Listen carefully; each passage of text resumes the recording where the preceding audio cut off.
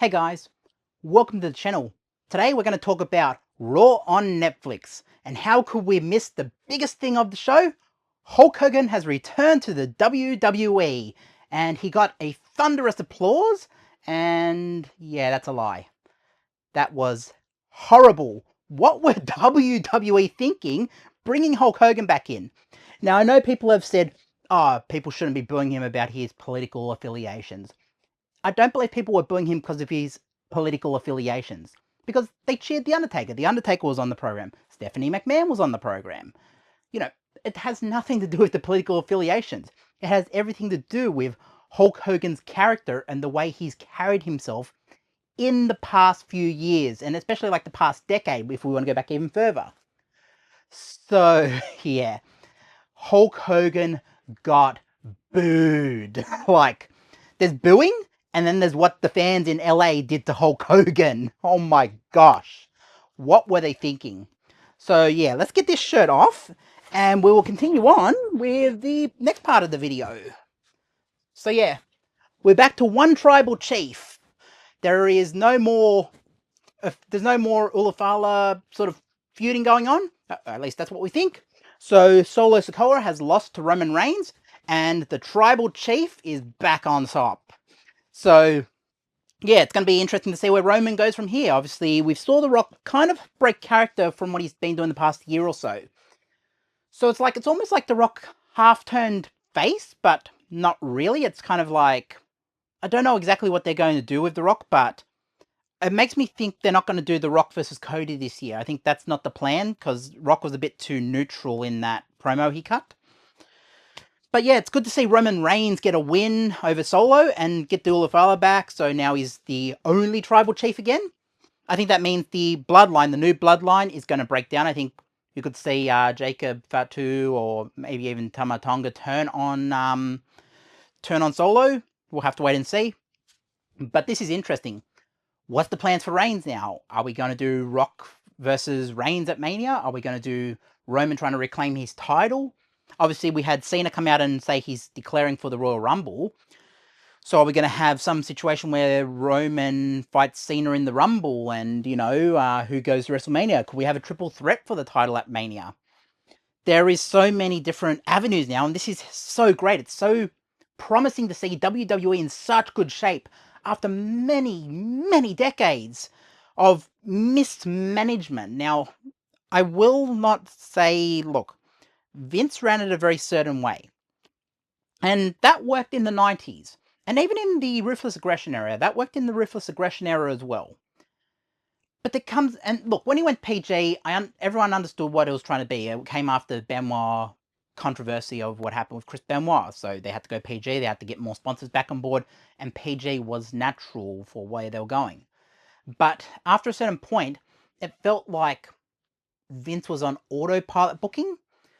And I can say with Triple H the past year or two, my gosh, he is doing everything right. And look, there are some times where he misses the mark, but it's few and far between. Like, I want to see more from what Triple H does in the Netflix era now.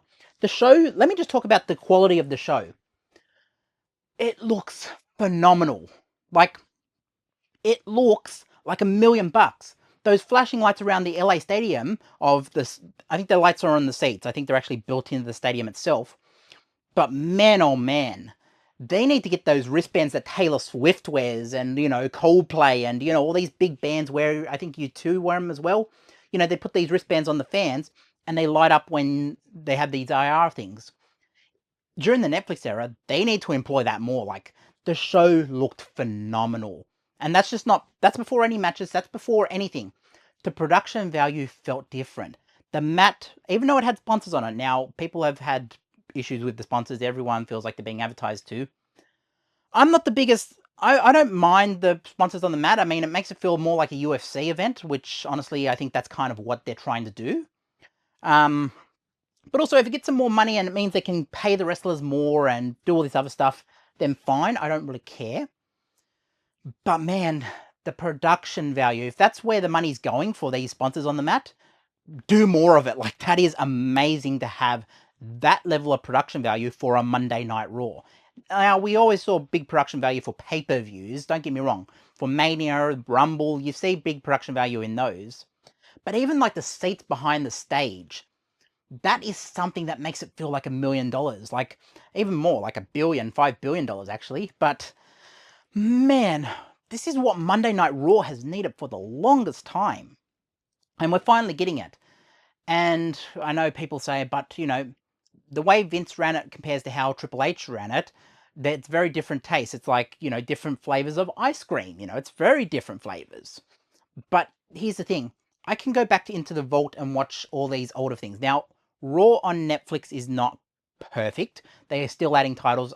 Recently I had a look, and as far as I know, there's no WCW on there yet. There's no ECW. There's no Mid-South. There's none of these. There's none of the back catalogue of World.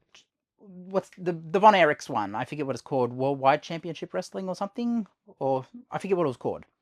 But you know, all of these other things that they have in their catalogue, you know, I would love to see them on Netflix at some point. Just have them as part of a catalogue of titles.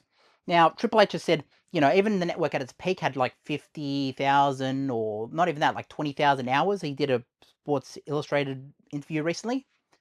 And he was like, that's like a small percentage of what's in our vault. Like, I want to see more of what's in that vault. But man, oh man, this Netflix deal is looking promising. And I can already say, like, before Netflix in Australia, we had everything on binge. And everything has left binge now. It's all being moved over to the Netflix deal. So it's all on Netflix now. Not all of it. It hasn't got, as I said, it hasn't got ECW. It hasn't got WCW. It's missing a lot of Monday Night Raw. As far as I looked, it was only up to 2001 as it sits at the moment. But I'm sure they're going to keep adding and going through adding it. It takes time. Look, there's a big catalogue of wrestling there to add to Netflix. This is going to take time. But I can tell you, I was watching the simulcast Raw from 2001, the one where WCW got bought. I was watching that Raw, and man, it is such a spectacular streaming experience compared to what was on binge. At times on binge, I would stop playing for a moment, and it would rebuffer back to the beginning or it would suddenly cut out. Netflix didn't do that. And look, it's a much smaller audience than most things. Like, it's not, I don't think it's going to get 60 million viewers like Logan, what's his name? Jake Paul versus Mike Tyson. But man, oh man, like, that is a great sort of experience of just the streaming model. Now, everyone knows I'm a physical media collector. I'm a big fan of owning things on physical media, and I'm not going to suddenly go on everything's on Netflix. No, I'm going to stick with my physical media. My physical media is still here. But man, wrestling on Netflix is the right move. I think it's long overdue. I think wrestling has needed to go to a streaming platform for many years, and it's really only Netflix for WWE. I mean, yes, they could have put it on Disney. Yes, they could have put it on other streaming services, but to have it on the one that everyone sees and everyone says, oh, Netflix and Shield and Netflix and, you know, all the other stuff, it feels right. And obviously, as I mentioned, Roman Reigns, first match on Monday Night Raw. What a match. Like, you had so many things in that match where you had Kevin Owens run in and try to mess up Roman. And then you had Cody run in, and then you had the Bloodlines play into it. And it just felt right. And then you had The Rock come out and put the Ulafala when Roman won on Roman's neck. And, you know, it makes it feel like, okay, High Chief is acknowledging Tribal Chief. It makes sense, and that's why I feel like, are they going towards The Rock versus Roman at Mania? That could potentially be, you know, if you heat them both up. I mean, look, Roman's the big baby face now. I mean, Roman is the big baby face. I don't know how they do it unless you're going to do two baby faces, because The Rock didn't play as a heel at Raw. He played as like a half baby face, but not really. So yeah, that's quite interesting. And yeah, I don't know where that's going to go. Oh, Mummy is back on top. Rhea Ripley is the women's world champion again. Thank goodness. Like, you know, it looks kind of like this title, so that's close enough. But, you know, Mummy is back on top. And having an Australian with that title again gives me confidence that WWE is going to do something on the east coast of Australia. Now, I know they're talking about, WWE is coming back to Perth at some point in 2025 or even 2026. But man, oh man, they are going to miss a massive opportunity to capitalize now with Mummy on top again, Rhea Ripley, if they don't do something on the East Coast. I'm talking about one of the big stadiums. Now, Brisbane, I know you have a bigger stadium. I know you have Suncorp. But I'm talking about like an 80 to 100,000 seat stadium. So that you really only have Sydney's Accor Stadium, which 85,000, or what did Taylor have in there? I think Taylor had 83,000 in that stadium recently, Taylor Swift. And you've got the MCG, which Taylor recently put 100,000 people there. I think it was 104,000 people they were saying. So, they're missing a massive opportunity to have Rhea Ripley headline a main event at that. Now, she did headline the Elimination Chamber, I believe. But do it now. Like, here is your chance. And also, Cena's big in Australia as well. Cena is a massive name in Australia. Have Cena on the card as well. Have Roman there. Like, I didn't go to the Elimination Chamber event last year in Perth. A, because it was the same week as Taylor Swift and plane tickets were insane. Insanely priced, I mean.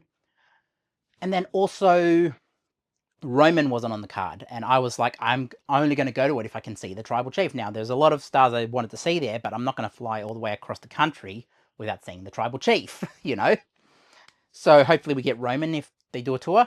And likewise, the Wise Men. If they're going to bring Roman to Australia, they need to bring the Wise Men. You cannot have it without Heyman there. You need to have Paul Heyman. Now, that's another thing they could do at Mania. Maybe it's Roman Reigns versus, CM Punk, potentially. But we don't know which way this is going. Maybe the Elimination Chamber is for the world title. Gunther loses the Elimination Chamber. Maybe Punk wins, and then you have a triple threat. Seth Rollins, Roman Reigns, and CM Punk. Maybe that's the way it goes. And plus, that would play into the Shield. I know you don't have a Jon Moxley there, or the former Dean Ambrose. But, you don't have Jon Moxley there to complete the Shield anymore. But the person they came in to initially help was CM Punk. So you could have that whole Shield thing tie into a Mania main event. Potentially.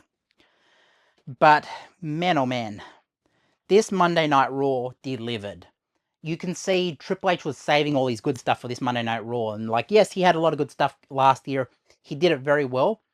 But you can tell with this extra money and the production value, Triple H really upped the game this one. And he's also his producers. Don't get me wrong, it's not all Triple H. There are a lot of people behind the scenes who help write this stuff. They show one of them, X-Pac, I believe, is behind the scenes. I think Road Dogg also books behind the scenes, like managers, they look after all the stuff. But, man oh man, this episode of Monday Night Raw gives me confidence that this thing's going to keep going for a very long time. We had all these things from the past, We reminisce about moments like Mick Foley winning the title. There's going to be a new generation that look at Mummy winning the title, Rhea Ripley winning the title on the first Raw on Netflix. There's going to be eras like that. There's going to be eras that look at, I remember watching the first Netflix where CM Punk beat Seth Rollins in the main event. There's going to be eras that look at that now, a new era of fans. And yes, us older fans can go back and be like, yeah, but we were watching when this happened. And one of the first moments I remember watching, when I first started watching, I remember there was a phone call. I don't remember the exact episode of Raw, but it was from 2003 era. I know it was 2003 because I believe Chris Jericho was on the phone with Rob Schneider or someone. I remember there was maybe Booker T and Goldust were in there as well. And I think Jericho said, oh, that really was Rob Schneider, because they hung up thinking it was Jericho or something. I remember that segment. That was one of the first segments I ever watched.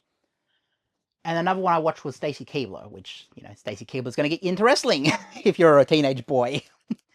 But, yeah, I remember there's a lot of things when I started watching wrestling. But I remember at the same time, the first full pay-per-view I ever watched was, I went to this is the video store days. It was just out on DVD, and it was SummerSlam 2003. It's the Elimination Chamber. And that's what really made me get into wrestling, when I saw this guy with a sledgehammer hitting a guy handcuffed to the side of the cage. Turns out that man was Triple H. So, that's the earliest pay-per-view I can remember watching, the Elimination Chamber, where Triple H wins and, obviously hits Goldberg with the sledgehammer, and Goldberg's tied to the chamber. And, yeah, it's really cool. I also remember the spear through the chamber. That was a big-time spear when Goldberg speared... was it Jericho through the chamber or the glass? I forget who it was, but I remember Goldberg speared someone through it. I think it was Jericho. But yeah, Netflix deal. Wow, what a what an experience. If they keep doing stuff like this, if they keep doing that level of production, the sky's the limit with WWE. Like, we talk about the UFC, and WWE missed a big time deal back in the mid 2000s to buy UFC. But UFC was not the same before the Ultimate Fighter. I mean, yes, they could have bought it. Shane was screaming apparently to Vince, buy this, buy it, buy it. But at the time there was a lot of MMA back then. There was a lot of, like, Strikeforce was around. There was a lot of MMA promotions. But to see where UFC is now shows that wrestling could also be there again. And look, there are people who watch UFC who don't watch WWE. They say, oh, that's the fake stuff. We don't want to watch that. But at the same time, people will watch Squid Game. I've been watching Squid Game at the moment. I've been watching season 2. I have watched season 1 a long time ago. But I've been getting to season 2. I've been really watching that and seeing how that plays out.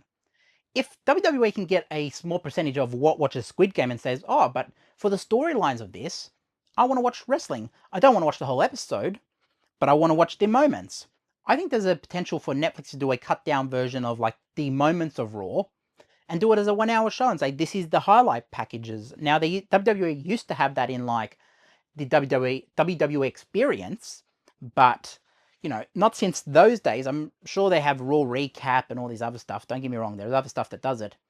But having it on Netflix where you can get more fans in who don't want to sit through 3 hours of Monday Night Raw, this is potentially a really good deal. And I love the production value. I love that this show is going to get more acknowledgement.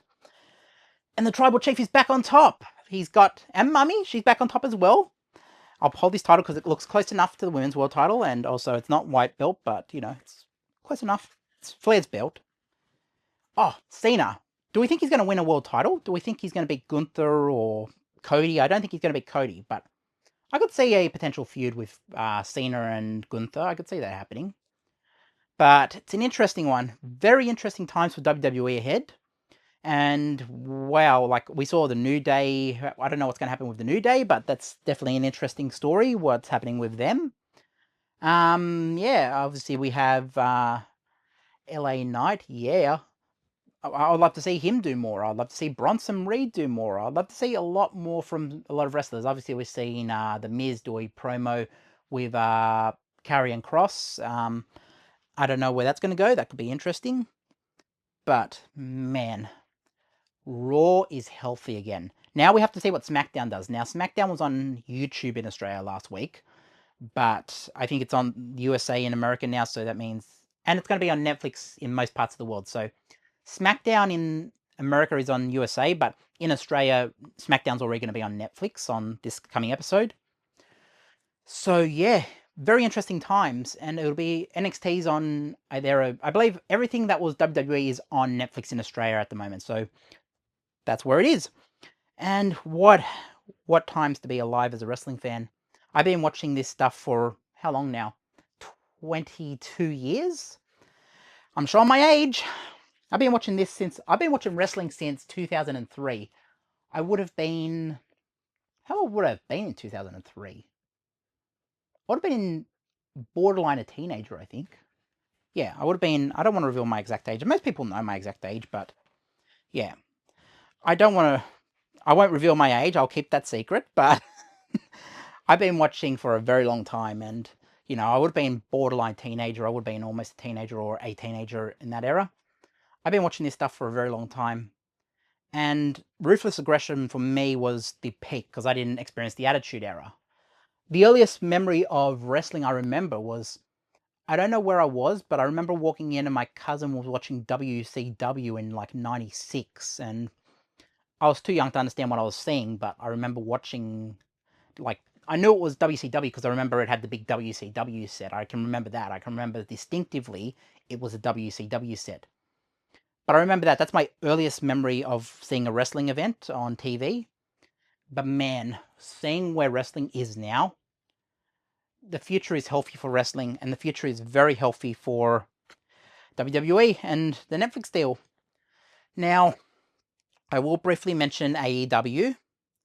The deal with HBO Max and all that stuff, that could be interesting to watch, but anyone saying that, it's going to be the same thing with AEW and all that, AEW need to get to a million weekly viewers first.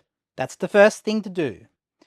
Now, when they get there, they need to focus on, okay, how do we retain that audience? And how do we grow that audience? That's what they need to be focusing on. And I think they don't need to be comparing themselves to WWE at the moment. I want to see a healthy AEW in 2025 as well. I want to see all the healthy companies. I want to see the NWA get a television deal. And I'm sure they have got something. I think Billy Corgan announced something. But it's not in Australia. It's still on, I believe, Fight TV in Australia. So we'll see where this all plays out. TNA as well. TNA's been kind of borderline coming back at the moment, but it's not there yet. But yeah, interesting times for wrestling. And man, oh man, Monday Night Raw looks amazing. Anyways, guys, let me know what you think. What did you think of Monday Night Raw? Was it a really good episode on Netflix? Did you enjoy the first inaugural episode on Netflix? Let me know. If you enjoyed this video, like, subscribe, drop a comment. Go down and follow that on Instagram. I've done a fun little skit about Hulk Hogan getting booed. So I did like wearing the Hulk Hogan shirt. That's why I had the Hulk Hogan shirt on in the beginning. Because I did a skit for Instagram that's already up. And yeah, if you like this video, like, subscribe, drop a comment, and I will put a couple of videos over here. I'll curate a couple of videos. Maybe you might like one of them, maybe you won't. And yeah, let me know what you think about the episode, and I'll catch you in the next one. Peace.